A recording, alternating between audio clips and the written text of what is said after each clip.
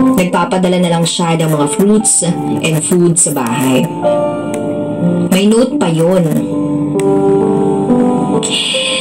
Ang laki lang din ng pinayat ko sa 1 week na yun. So, hindi na ako nakatiis. Nagpa-check up na ako noon. Sinamahan ako ng daddy ko. At doon na nagsimula ang nightmare ko.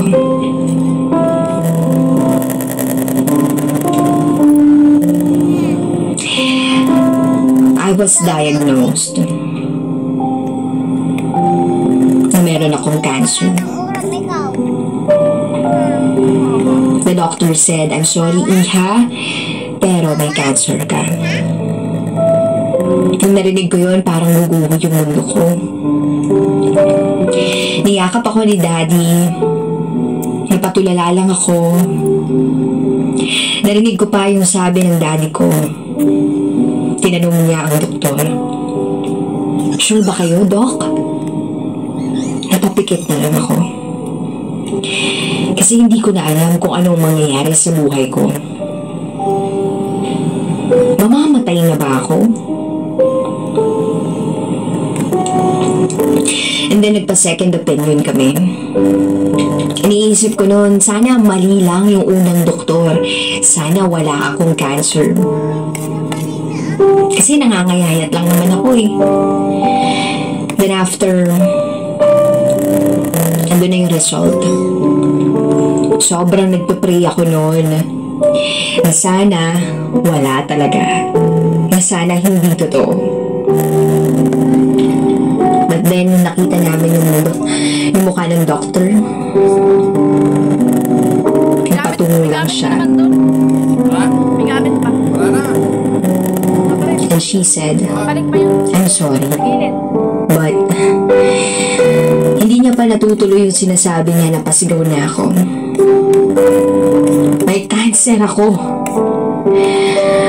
At doon na ako nagsimulang umiyak. Nag-breakdown ako.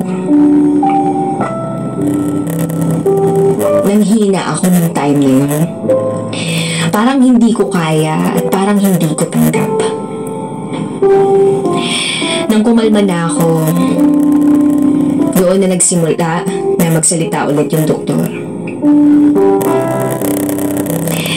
At sinabi niya sa tatay ko,